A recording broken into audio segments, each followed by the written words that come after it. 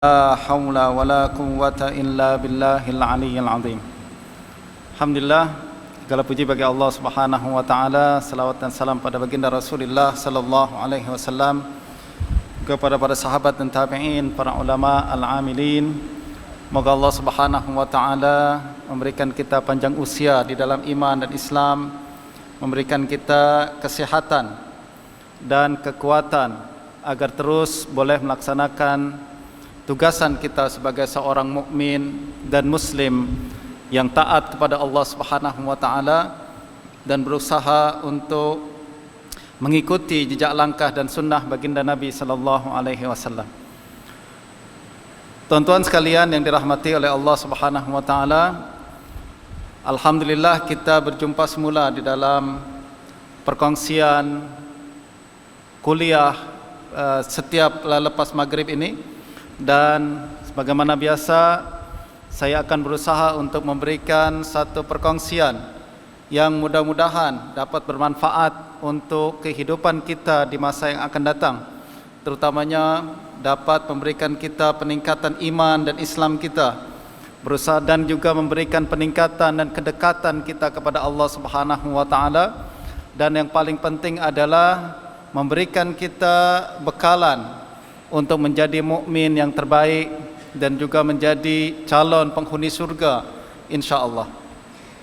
Tuan-tuan dan puan-puan sekalian dirahmati Allah Subhanahu wa taala, pada malam hari ini saya ingin berbincang berkenaan dengan sebuah sifat mahmudah yang wajib dimiliki oleh setiap muslim dan juga setiap orang Islam, tanpa terkecuali sama ada kita ini muda ataupun tua.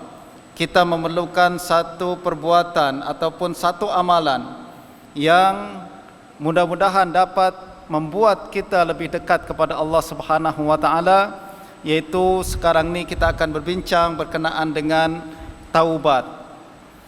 Nah, berbincang dengan taubat ini tuan-tuan puan-puan sekalian, Allah Subhanahu wa taala memerintahkan di dalam kitab suci Al-Quran sebuah perintah yang ditujukan kepada semua orang secara umum, tanpa terkecuali sama ada dia laki-laki ataupun perempuan, sama ada dia muda ataupun tua. Allah Subhanahu wa taala mengarahkan sebuah perintah kepada kita semua. Kata Allah Subhanahu wa taala, a'udzubillahi minasyaitonir rajim, wa tubu ilallahi jami'an ayyuhal mu'minuna la'allakum tuflihun. Kata Allah Subhanahu wa taala, bertaubatlah kepada Allah kamu semua, wahai kaum yang beriman. Jadi kita boleh mengamati bagaimana Allah Subhanahu wa taala bercakap kepada kita semua tanpa terkecuali. Allah Subhanahu wa taala mengatakan kepada kita semua, tubu ilallahi jami'an ayyuhal mu'minun, wahai orang-orang yang beriman, bertaubatlah kepada Allah semua, kamu semua bertaubatlah kepada Allah Subhanahu wa taala.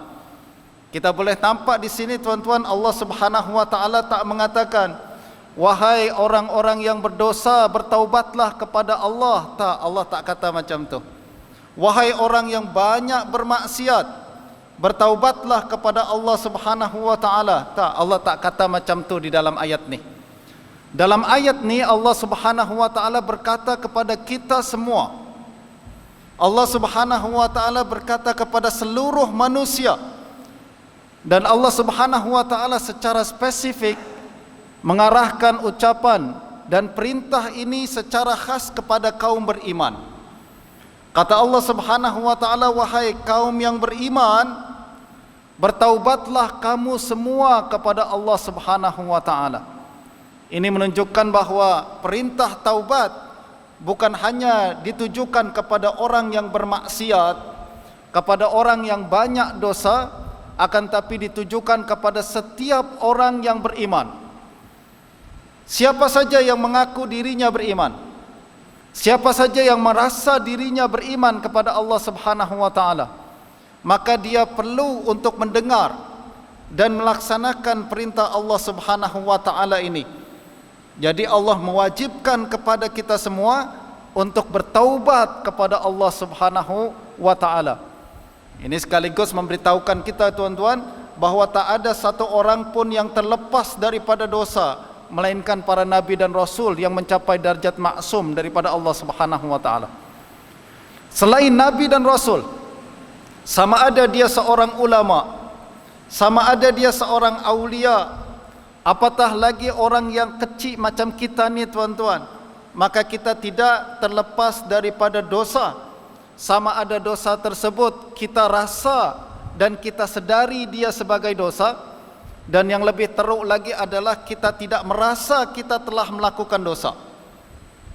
Jadi dosa yang paling besar, dosa yang lebih besar sebenarnya tuan-tuan adalah dosa yang tidak kita rasa. Kita merasa macam kita tak berdosa. Kalau ada orang yang suruh kita bertaubatlah kepada Allah, kita akan tanya, kira-kira dosa apa yang aku buat?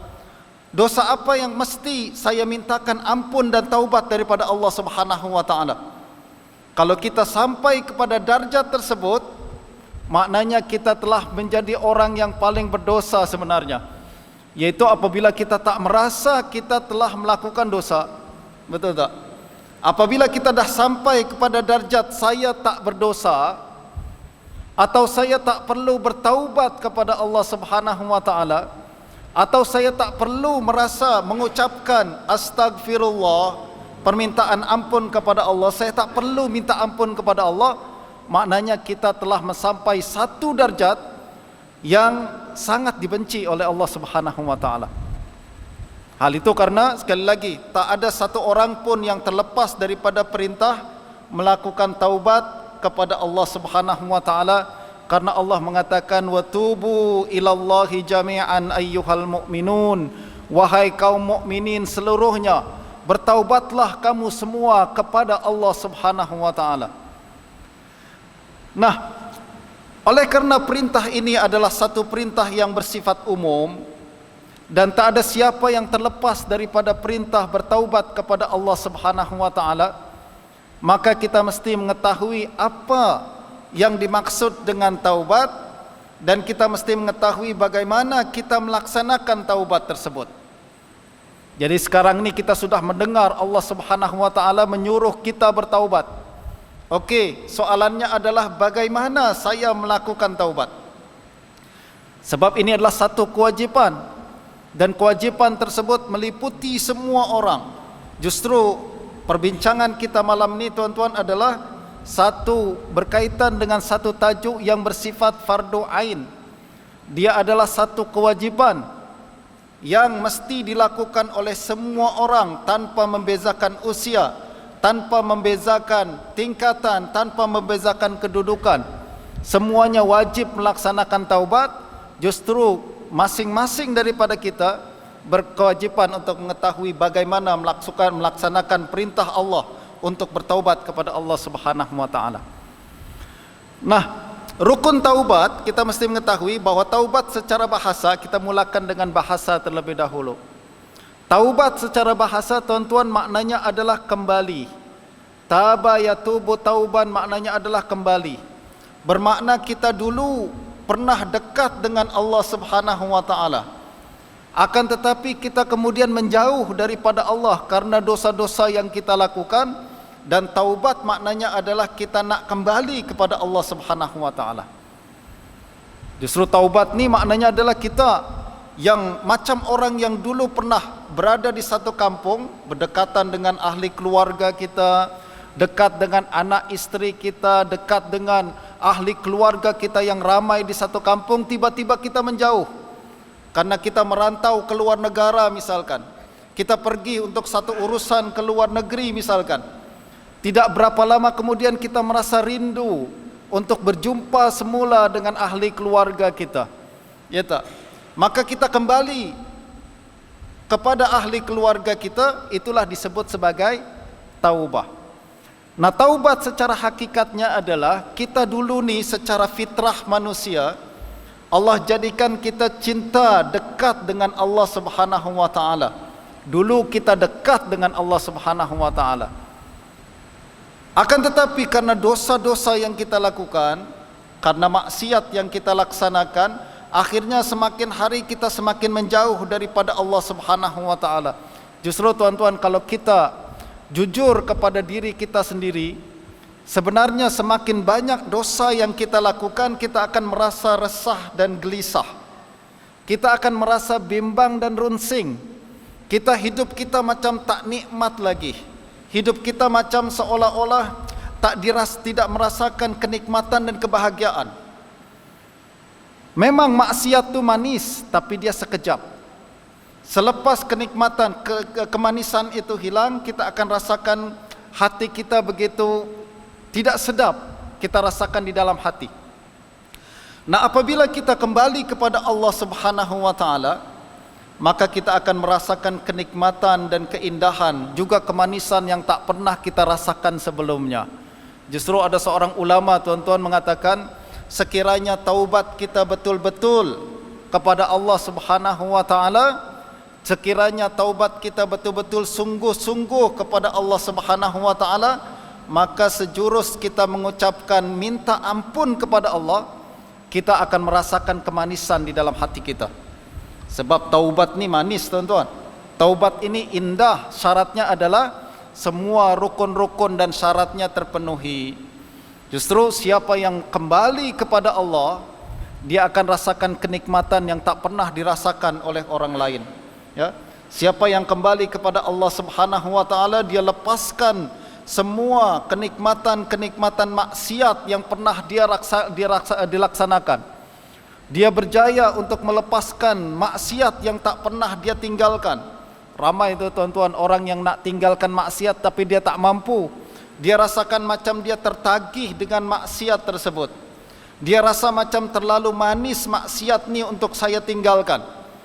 Allah menjanjikan, kalau you tinggal, maka engkau akan mendapatkan kemanisan yang lebih manis daripada maksiat tersebut.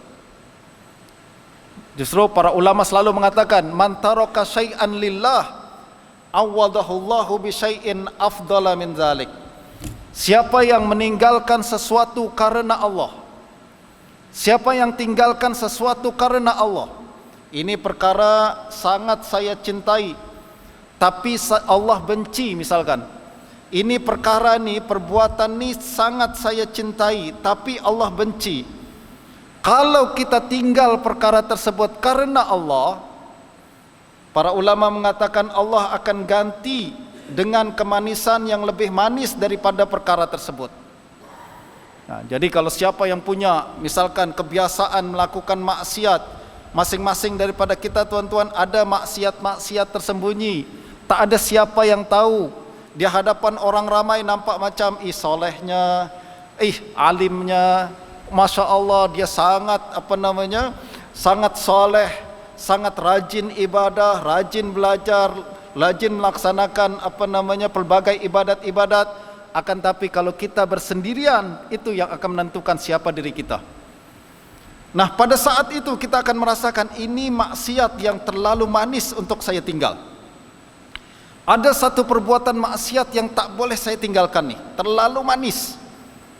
Kalau saya tinggal rasa macam hidup saya berubah, tak sedap dan lain sebagainya. Padahal, tuan-tuan, kalau kita tinggal perkara itu karena Allah, syaratnya karena Allah, bukan karena nak pujian manusia, bukan karena nak viral, bukan karena nanti orang sebarkan berita kita masuk TV, surat kabar dan lain sebagainya. Karena Allah Subhanahu wa taala, maka dijanjikan Allah akan bagi sesuatu yang lebih manis daripada perkara yang kita tinggalkan tersebut. Nah, ini yang dimaksud dengan taubat. Taubat adalah apabila kita ada keinginan untuk kembali kepada Allah Subhanahu wa taala, lalu kemudian kita tinggalkan perkara maksiat yang selama ini menjadi kecintaan kita. Nah, bagaimana kita boleh melaksanakan perkara tersebut? Ada beberapa langkah dia. Ya, kata para ulama, antaranya yang pertama adalah menyedari bahaya dosa, yang kedua menyesali perbuatan dosa, yang ketiga meminta ampun kepada Allah, dan yang keempat berusaha untuk menutupi kesalahan yang kita lakukan dengan kebaikan. Ini ada 4 rukun taubat yang insya-Allah akan kita huraikan satu persatu insya-Allah. Pertama, berkenaan dengan rukun taubat yang pertama, yaitu menyedari dosa. Tuan-tuan, tak akan pernah ada orang bertaubat selagi mana dia tidak merasa bahwa dosa adalah perkara yang memudaratkan dirinya. Mustahil ada orang nak bertaubat kepada Allah, mustahil ada orang nak meninggalkan maksiat kalau dia belum sedar bahawa maksiat tersebut membahayakan dirinya. Nah, justru perkara yang paling pertama adalah kita mesti mengetahui bahawa dosa dia adalah sesuatu yang membahayakan diri kita. Dosa dan maksiat dia adalah sesuatu yang membahayakan diri kita, macam sebuah racun yang mana kalau kita sedar dia racun, kita tak akan minum dia. Masalahnya dosa dan maksiat ini bukan racun yang akan merusak tubuh badan kita, tapi dosa dan maksiat adalah racun yang akan menghancurkan hidup kita di dunia dan juga menghancurkan hidup kita di akhirat. Nah, justru bagaimana cara kita untuk menyedari perkara itu? Kita mesti kenal dulu apa yang dimaksud dengan dosa sebenarnya. Dosa, tuan-tuan, adalah setiap perbuatan yang melanggar perintah ataupun larangan Allah Subhanahu wa taala. Jadi setiap perbuatan yang Allah suruh ke kanan, kita ke kiri, itulah dosa. Setiap perbuatan yang Allah kata jangan buat, kita buat, itulah dosa. Dan dosa tersebut, tuan-tuan, secara amnya terbagi menjadi 2. Ada dosa besar dan ada dosa kecil. Dosa besar, banyak para ulama berbincang berkenaan dengan dosa besar ni. Bahkan sudah menjadi satu buku sendiri yang dikarang oleh Imam Az-Zahabi, misalkan Al-Kabair. Ada lagi satu kitab yang cukup besar, lebih besar daripada kitab Az-Zahabi, bertajuk Az-Zawajir an Iktirafil Kabair, juga menyenarai atau menyebutkan pelbagai dosa-dosa yang dikategorikan sebagai dosa besar.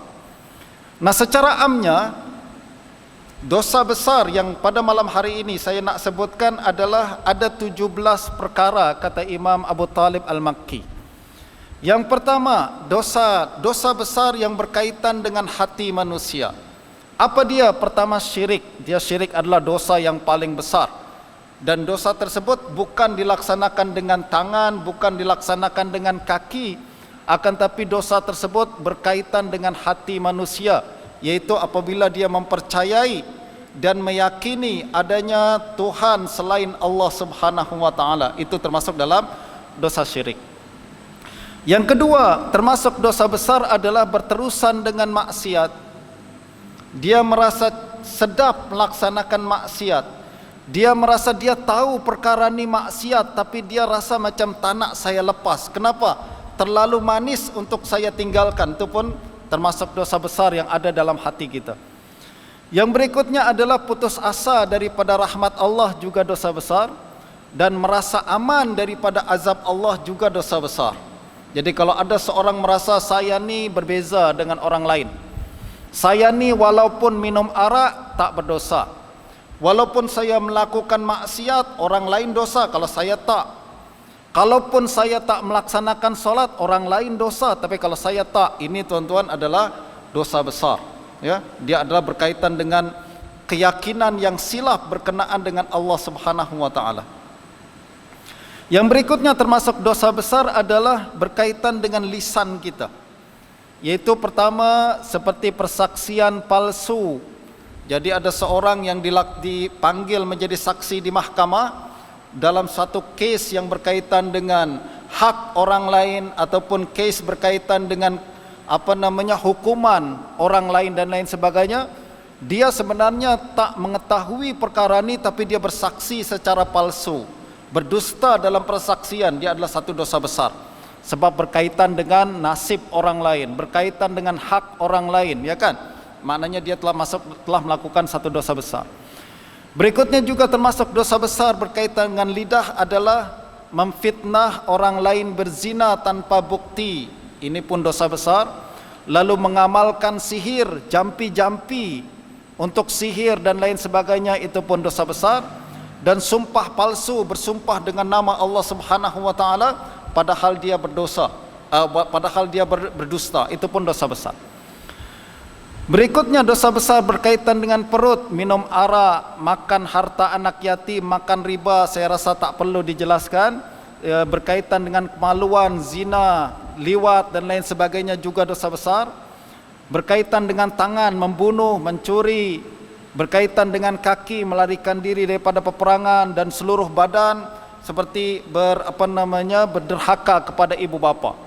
Ini semua dosa-dosa besar yang saya yakin kita semua tahu perkara tersebut dan tak perlu lagi dijelaskan dengan lebih detail lagi. Nah, mudah-mudahan dosa-dosa besar ni saya yakin kita mesti jauhkan daripada diri kita. Dan saya yakin setiap mukmin tahu perkara tersebut adalah dosa. Justru kita wajib menjauhkan diri daripada perkara-perkara tersebut. Yang menjadi masalah tuan-tuan adalah kebanyakan daripada kita tidak terlepas daripada dosa-dosa kecil. Dosa-dosa kecil yang kita anggap macam ni dosa kecil saja, yang tidak berkaitan dengan semua tadi perkara-perkara besar yang telah saya sebutkan. Dan kita lupa sebenarnya dosa kecil boleh menjadi dosa besar karena beberapa perkara tersebut tertentu. Pertama, dosa kecil menjadi besar karena apabila dilakukan secara rutin dan berterusan. Tuan-tuan, di dalam surah Al-Kahfi yang kita baca setiap malam Jumaat tu, Allah Subhanahu wa taala bercerita berkenaan dengan apa yang berlaku di akhirat nanti, yaitu apabila Allah Subhanahu wa taala bagi buku amalan kepada manusia dan kemudian manusia tersebut membaca buku amalan ni, apa yang berlaku pada diri dia? Dia terkejut, tuan-tuan. Allah mengatakan orang tersebut menjadi sangat terkejut membaca buku amalan dia. Dia mengatakan, "Ma li hadzal kitab la yughadiru saghiratan wala kabiratan illa ahsaha." Dia mengatakan, teruknya buku ni, semua perbuatan dosa saya ditulis dalam buku ni. La yughadiru saghiratan, tak ada satu pun dosa kecil dan dosa besar melainkan ditulis di dalam buku ni. Para ulama mengatakan, tengok, orang tersebut mengatakan teruknya buku ni tidak ada satu dosa kecil dan dosa besar melainkan ditulis dalam buku ni. Dia menyebutkan dosa kecil terlebih dahulu sebelum dosa besar. La yughadiru saghiratan wala kabiratan illa ahsaha. Orang ni mengatakan dosa kecil pun ditulis, apalagi dosa besar. Dia sebut dosa kecil dulu baru dosa besar. Ini menunjukkan bahawa kebanyakan manusia di hari akhirat nanti mereka terjerumus ke dalam api neraka bukan karena dosa-dosa besar mereka lakukan, akan tapi karena dosa-dosa kecil yang mereka lakukan sehingga menjadi dosa-dosa besar tanpa mereka sedari. Jadi kalau macam kita lah hari ini, insya-Allah kalau disebut dosa besar, saya jauh lah Ustaz, insya-Allah saya tak buatlah dosa besar tu. Syirik misalnya saya tinggal, derhaka kepada ibu bapa, alhamdulillah saya tak buat. Melakukan sihir ke, judi ke, minum arak, saya tinggal semua. Tak ada dosa-dosa tu saya lakukan. Ya, kebanyakan daripada kita mampu untuk menjaga diri daripada dosa besar. Akan tapi dosa kecil juga tuan-tuan, kalau kita tak jaga dan tak perhatikan perkara-perkara berikut ni, dia boleh menjadi dosa besar. Nah, yang pertama kita kena ingat, dosa kecil boleh menjadi dosa besar apabila dilakukan secara rutin dan berterusan. Dosa ni kecil saja, akan tapi kalau kita buat hari-hari, kalau kita buat setiap saat, bertahun-tahun, maka dia boleh menjadi dosa besar. Kita kena ambil perhatian dan kita kita kena jauhi. Yang kedua, dosa kecil juga boleh menjadi dosa besar apabila diremehkan dan dipandang rendah. Jadi kita anggap macam ni dosa kecil je, tak apalah dosa kecil je, kita pandang remeh dan rendah dosa tersebut. Maka pada saat kita memandang rendah dosa itu, maka sebenarnya dosa tersebut telah berubah menjadi dosa besar.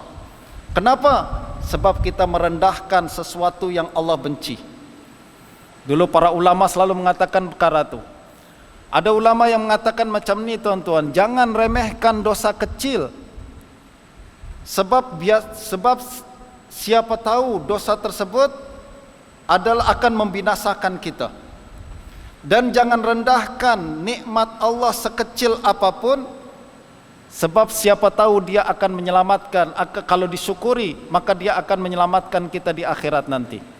Nah, begitu juga dosa kecil tuan-tuan ya. Kalau kita anggap kecil, kalau kita anggap remeh di perkara tersebut, maka dia boleh berubah menjadi dosa besar. Dan dosa kecil juga berubah menjadi dosa besar apabila dilaksanakan dengan bergembira. Dia tahu dosa ini kecil, lalu dia laksanakan dengan gembira, dengan sambil senyum-senyum, padahal sepatutnya orang yang melaksanakan dosa ini takut kepada Allah dan bimbang, tapi orang ini malah melakukan dosa itu dengan bergembira-gembira dan dengan bangga-bangga juga mengatakannya di hadapan orang lain, saya buat macam ni, saya buat macam tu, padahal perkara itu adalah dosa. Kalau dosa besar, dosa kecil yang kita banggakan menjadi dosa besar, bayangkan kalau dosa besar kita banggakan, ini lebih besar lagi tuan-tuan ya. Jadi kalau ada dosa kecil yang kita laksanakan sambil happy-happy, sambil gembira-gembira, sambil bangga-bangga, maka dia boleh menjadi dosa besar. Apalagi dosa besar yang dilaksanakan sambil gembira-gembira dan sambil berbangga dalam melaksanakannya. Dan yang keempat adalah dosa kecil boleh menjadi besar apabila orang yang melakukannya rasa macam saya ni tak mungkin Allah azablah, saya ni orang yang penting di sisi Allah Subhanahu wa taala. Tak mungkin karena dosa kecil ni Allah akan hukum kita. Tak mungkin karena dosa kecil ni Allah akan hukum saya. Nah, orang ni pun tuan-tuan apabila melakukan dosa yang macam tu dengan perasaan macam saya tak mungkin kena azab Allah, saya ni orang penting di sisi Allah, saya ni orang hebat di sisi Allah, maka dosa itu berubah menjadi dosa besar. Dan yang berikutnya, yang kelima, dosa kecil boleh menjadi besar apabila disebut-sebut. Sepatutnya dosa ni tuan-tuan tak boleh kita dedahkan. Dosa ni adalah aurat kita. Dosa ni adalah aib kita. Sepatutnya kalau kita melakukan dosa, kita tutupi. Sepatutnya kalau kita melakukan dosa, kita malu nak sebut-sebut. Nah, justru kalau ada orang melakukan dosa, lalu kemudian dia lepas tu cerita kepada orang lain dengan bangganya, atau menyebut-nyebutnya di hadapan orang lain, merasa diri hebat karena melakukan dosa tersebut, maka dia telah berubah dosa itu dari kecil menjadi dosa besar. Bayangkan kalau memang dosa itu dosa besar, disebut-sebut dan dibanggakan kepada orang lain, ini pun jauh lebih besar lagi. Yang berikutnya tuan-tuan adalah pelaku dosa kecil menjadi dosa besar apabila pelakunya adalah panutan atau ikutan orang ramai. Ya tak, kalau orang tersebut ustaz misalkan, dia melakukan satu perkara dosa yang kecil, lalu orang ramai nampak dan tengok, maka apa yang akan dipandang oleh orang tersebut? Orang ramai akan mengatakan, tengok ustaz pun buat. Ya tak, tengok ustaz pun buat. Walaupun dosa tersebut kecil, akan tapi kalau dilakukan oleh orang besar, dilakukan oleh orang yang ditengok oleh orang ramai sebagai ikutan, maka dosa tersebut boleh menjadi dosa besar. Kenapa? Orang ramai akan ikut dengan perbuatan itu. Paling kurang pun orang ramai akan merasa macam ini bukan dosa. Kenapa? Ustaz buat. Orang tuan haji ni buat. Dia haji, tahu tak? Dia ni orang orang ikutan orang ramai. Justru kalau dia buat ni, mestinya kita pun orang biasa boleh buat, betul tak?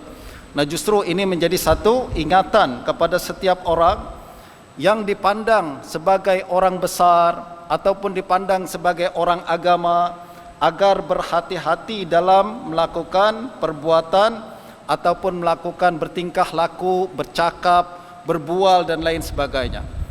Bayangkan kalau ada seorang ustaz yang hari-hari mengumpat orang lain misalkan, menceritakan, mencela orang lain misalkan. Orang yang orang awam akan tengok macam maknanya mengumpat tu tak apa. Maknanya mengumpat tu harus, ataupun paling kurang mengumpat tu tak berdosa. Kenapa ustaz pun buat? Ya tak? Nah, kesalahan yang dilakukan oleh seorang ahli agama, dia bukan hanya berkaitan dengan diri dia sendiri saja. Dia kena ingat pandangan orang lain. Nah, justru pada zaman dahulu tuan-tuan, para ulama kita, salafus saleh kita, mereka sangat-sangat berhati-hati apabila mereka berada di hadapan orang ramai, berada dalam tatapan orang awam. Ada seorang ulama kita bernama Imam Abu Amr Al-Auza'i. Abu Amr Al-Auza'i ini tuan-tuan adalah seorang imam yang sangat besar di Syam. Imam mujtahid mutlak, sama besar macam Imam Malik ibn Anas. Yang kalau Imam Malik berada di Madinah, Abu Amr Al-Auza'i ada di Syam, di Damsyik atau di Beirut pada masa itu. Imam Auza'i, beliau mengatakan, apabila dulu saya menjadi seorang pelajar agama, saya masih boleh bergurau, saya masih boleh tertawa-tawa, saya masih boleh melakukan perkara dengan bebas. Akan tapi kata Imam Auza'i, selepas saya menjadi imam, selepas saya menjadi ulama, nak tertawa pun susah, nak bergurau pun takut, nak bercakap pun takut. Kenapa? Sebab orang ramai tengok saya. Sebab orang ramai tengok saya. Apabila kita melakukan satu kesalahan, lalu orang ramai nampak macam, dia melakukan kesalahan, kalau yang buat adalah imam, maknanya perbuatan itu bukan salah. Betul tak? Justru ini menjadi amanah bagi setiap orang yang menjadi ikutan, agar berhati-hati dalam bertingkah laku, berhati-hati dalam bercakap. Mungkin kita melakukan perkara yang dosa kecil saja, ya itu dosa kecil untuk awak seorang.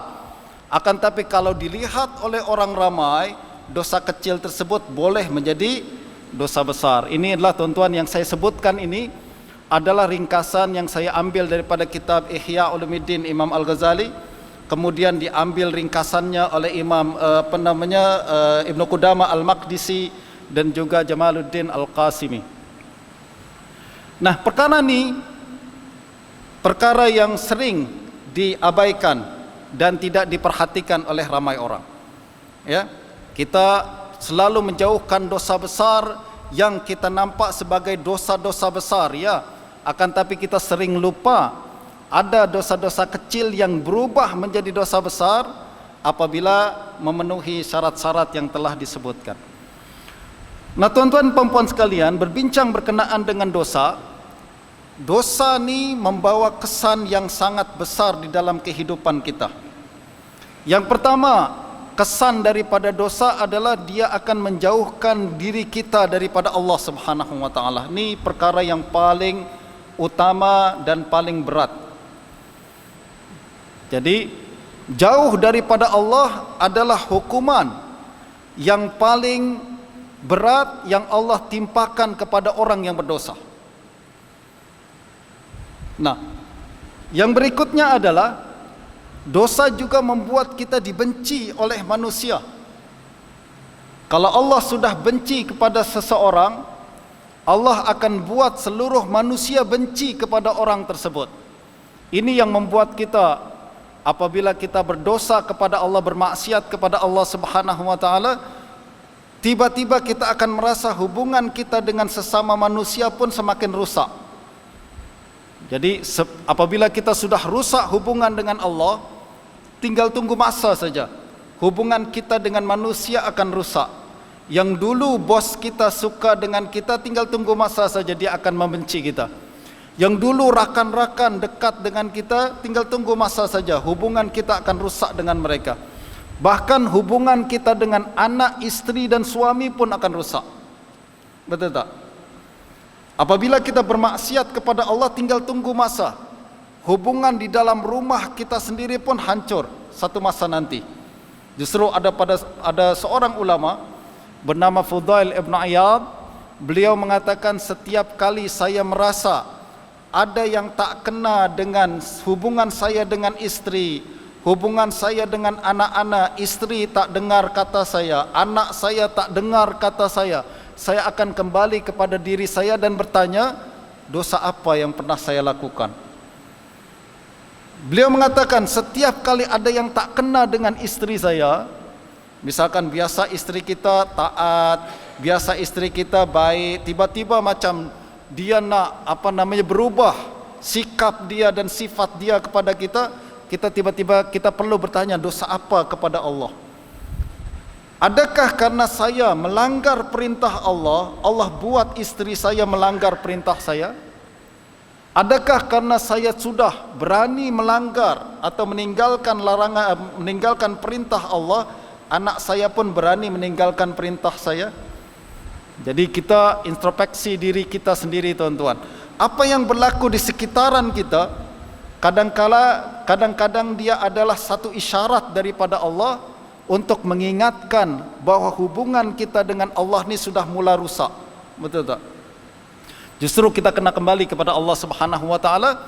Justru kata Imam Fudail bin Iyad, apabila saya sudah baiki hubungan saya dengan Allah, tiba-tiba semua hubungan saya dengan orang-orang yang ada di sekitaran pun sudah baik semula. Jadi kalau dah baik hubungan kita dengan Allah, hubungan kita dengan orang yang di sekitaran kita tiba-tiba sudah mula baik semula. Nah, justru salah satu cara untuk kita diterima oleh orang ramai, salah satu cara agar Allah berikan qabul, orang ramai terima kita dan dengar ucapan kita dan cinta kepada kita, salah satunya adalah kita kembali kepada Allah dan baiki hubungan kita dengan Allah Subhanahu wa taala. Kesan dosa yang berikutnya adalah hati kita menjadi hitam. Hati kita menjadi hitam.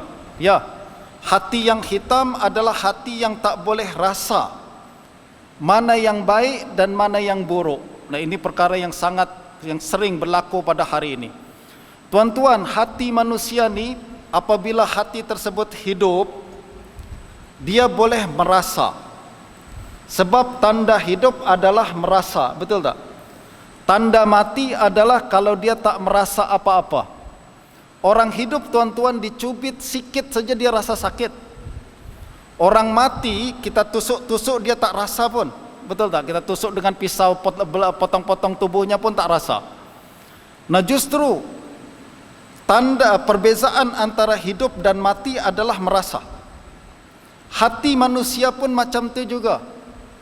Hati yang hidup adalah apabila hati masih boleh merasa dan boleh bezakan mana baik, mana buruk. Justru kalau budak-budak kecil yang masih fitrahnya masih terjaga lagi, tuan-tuan, dia masih boleh tahu ni benar, ni baik, ni buruk, ni baik, ni buruk, betul tak? Akan tapi kalau hati sudah banyak melakukan maksiat, semakin hari semakin hitam, sampai satu darjat hati akan mati. Maka apabila hati yang sudah mati macam ni, dia tak boleh lagi rasa mana yang betul dan mana yang silap. Hati yang hidup ni, tuan-tuan, kalau dia membaca Al-Quran, dia akan rasa manis. Kenapa? Sebab Quran manis. Hati yang hidup ni kalau dia berzikir, dia akan rasa manis. Kenapa? Sebab zikir memang manis. Hati yang hidup kalau dia mendapat ilmu baru atau hikmah, dia akan rasa sedap. Kenapa? Sebab itulah makanan hati. Hati yang sudah mati, baca Quran tak rasa, nak solat tak rasa, zikir tak rasa, ilmu tak minat, ya tak? Dan semua perkara-perkara yang berkaitan dengan makanan hati dia tak rasa manis dan sedapnya. Kenapa? Ini penyakit, ini hati yang sudah mati, hati yang tengah sakit atau hati yang telah mati. Dan salah satu perkara yang membawa hati mati adalah apabila banyak maksiat dan dosa yang kita lakukan. Semakin banyak maksiat yang kita buat, hati kita tak boleh merasakan kenikmatan ibadah. Semakin banyak dosa yang kita lakukan, kita tak boleh rasakan kemanisan iman. Nah, justru ini adalah juga kesan daripada maksiat. Yang berikutnya tuan-tuan, dosa juga adalah, kesan dosa adalah tertutup rezeki. Sama ada rezeki zahir ataupun rezeki batin. Rezeki yang zahir adalah macam wang, macam harta, macam kedudukan dan lain sebagainya. Dan juga rezeki yang batin adalah iman, Islam dan juga khusyuk dalam solat dan lain, kemanisan ibadah dan lain sebagainya. Dan ini ditentukan oleh banyak atau sedikitnya dosa kita. Semakin banyak dosa yang kita lakukan, dosa ni boleh menyekat rizki kita. Justru siapa yang rasa macam rezeki batin atau zahir kita tersumbat, ulama selalu mengatakan perbanyak membaca istighfar. Astaghfirullahalazim, minta ampun kepada Allah Subhanahu wa taala, dan istighfar tersebut insya-Allah boleh melancarkan rezeki kita. Sama ada rezeki zahir ataupun rezeki batin. Ya tak? Ini yang disebutkan dalam Al-Qur'an. Allah Subhanahu wa taala menyuruh di dalam Al-Qur'an untuk beristighfar, meminta ampun kepada Allah Subhanahu wa taala, lalu Allah menjanjikan keberkatan yang akan diturunkan daripada langit. Nah, justru kalau kita rasa macam rezeki kita sukar ataupun kita rasa macam susah nak mendapatkan hajat yang kita inginkan, maka raihlah hajat tersebut dengan memperbanyak istighfar. Jadi istighfar ni tuan-tuan, dia adalah satu pintu yang dapat insya-Allah memudahkan rezeki, dan dia juga menjadi satu syarat utama untuk kita mendapatkan pelbagai hajat yang kita inginkan. Dan yang terakhir, salah satu kesan dosa adalah tentu saja dia akan membawa azab di akhirat. Jadi dosa akan menyebabkan seseorang masuk ke dalam azab Allah Subhanahu wa taala. Na'udzubillah. Masa saya sudah habis ke Tuan Haji?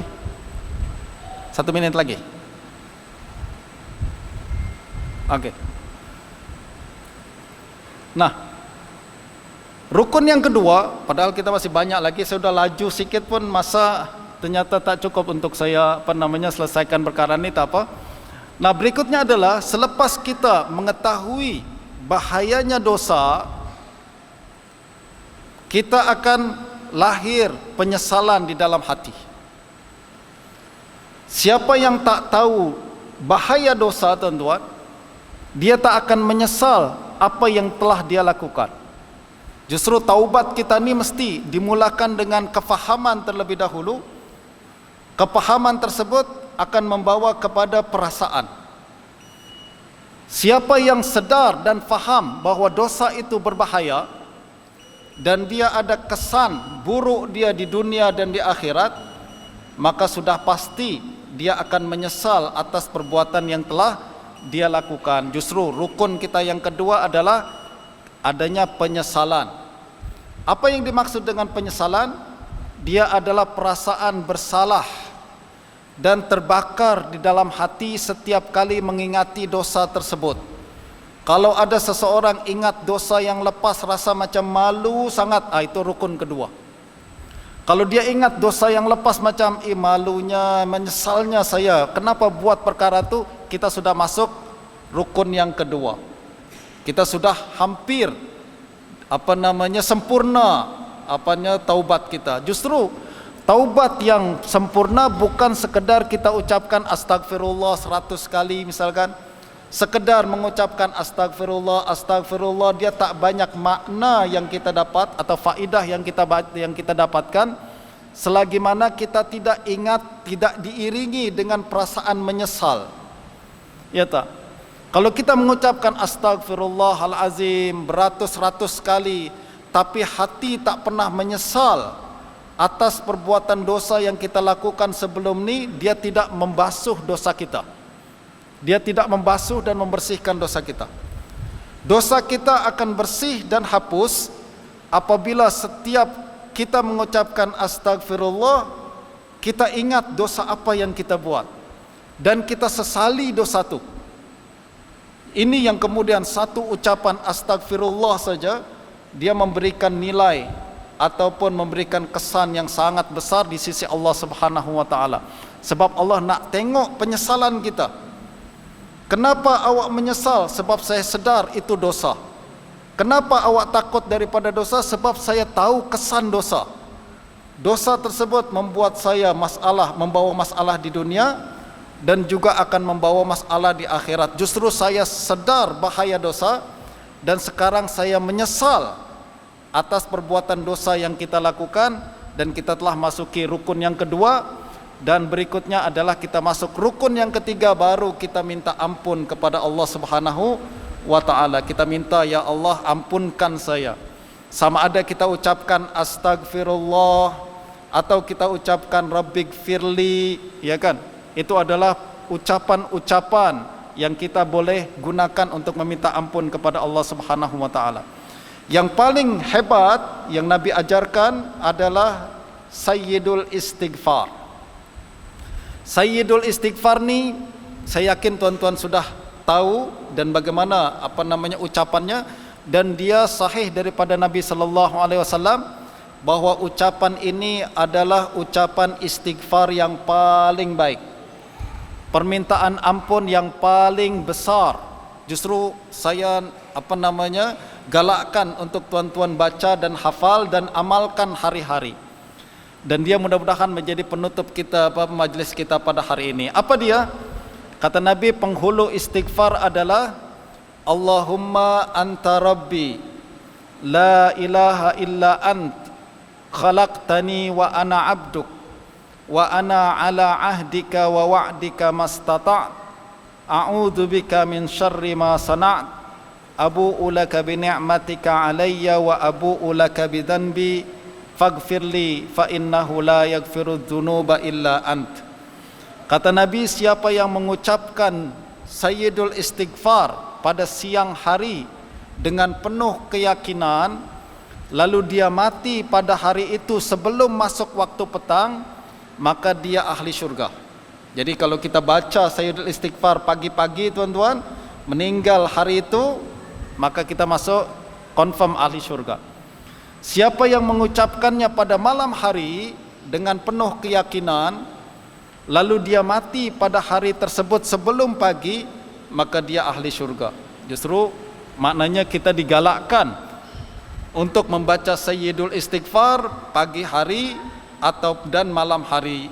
Jadi baca dia selepas subuh, ataupun baca dia dan juga baca dia selepas maghrib. Mudah-mudahan kalau kita meninggal selepas membaca Sayyidul Istighfar ni, kita confirm masuk surga dan menjadi ahli surga, kata Nabi sallallahu alaihi wasallam. Dan ini sebagai penutup tuan-tuan, ini adalah take away untuk mudah-mudahan kita boleh jadikan amalan kita agar taubat kita sempurna dan diterima oleh Allah Subhanahu wa taala.